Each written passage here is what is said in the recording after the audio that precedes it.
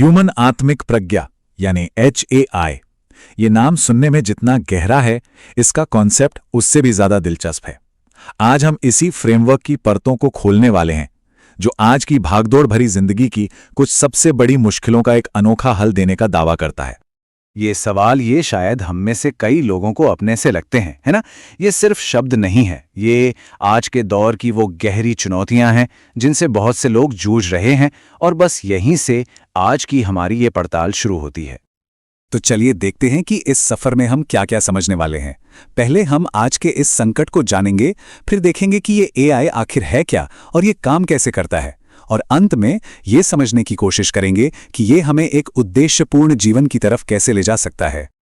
तो सबसे पहले शुरुआत करते हैं उस जड़ से, उस मूल समस्या से जिसे हल करने के लिए HAI जैसा फ्रेमवर्क बनाया गया है। देखिए, ये तीनों चीजें ना अलग अलग नहीं हैं, ये एक दूसरे से जुड़ी हुई हैं, एक दुष्चक्र की तरह।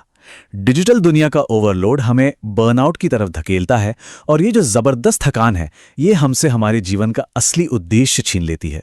सब कुछ आपस में गुंथा हुआ है, और इस सब में सबसे जरूरी बात है उद्धार का उद्देश्य वाली। जरा सोचिए, क्या हम सच में वो कर रहे हैं जो हम करना चाहते हैं, या फिर वो जो दुनिया, समाज या हमारे आसपास के लोग हमसे करवाना चाहते हैं?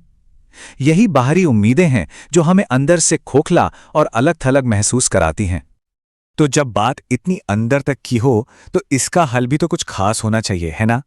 और यहीं पर एंट्री होती है मानव आत्मिक प्रज्ञा यानी HAI की।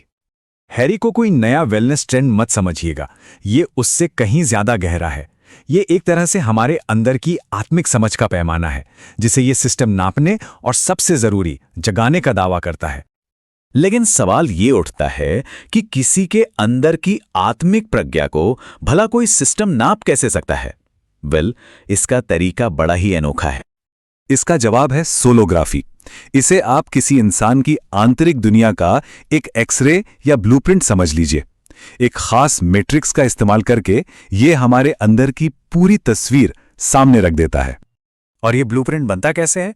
इन 4 अवस्थाओं से, सक्रिय से लेकर अति सक्रिय तक।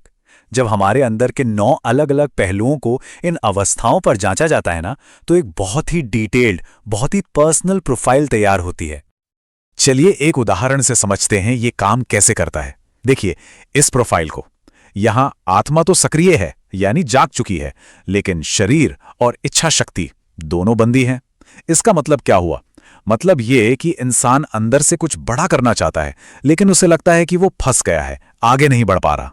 देखा, ये सिर्फ थ्योरी नहीं है, ये एक पूरी कहानी बताती है। इसी तरह ये फ्रेमवर्क संकल्प मुद्रा जैसे गहरे शब्दों का भी इस्तेमाल करता है। आसान भाषा में कहें तो ये हर इंसान का वो असली यूनिक पर्पस है जिसके लिए हम इस दुनिया में आए हैं। तो अब आते हैं इस पूरे विश्लेषण के सबसे जरूरी हिस्से पर। किसी भी इलाज से पहले सही डायग्नोसिस क्यों जरूरी है?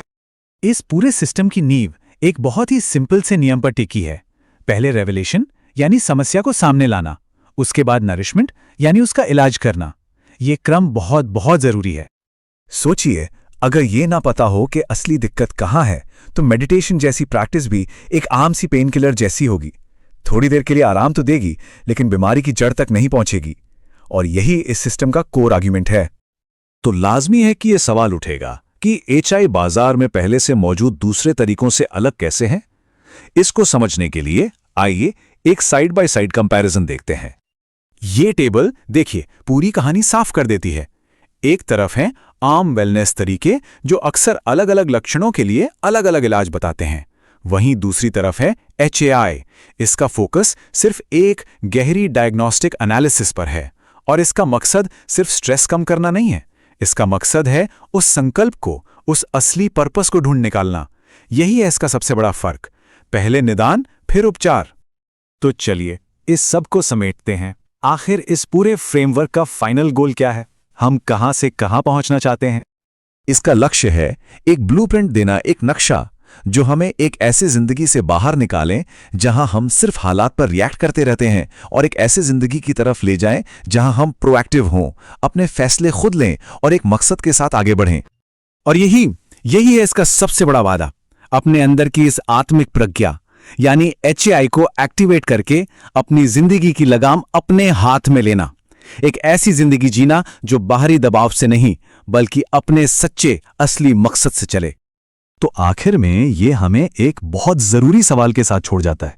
अगर आज के बर्नआउट और थकान की जड़ वो उधार का उद्देश्य है, तो फिर एक सच्चा, हमारे अंदर से निकला हुआ मकसद भरा जीवन का रोडमैप आखिर दिखता कैसा होगा?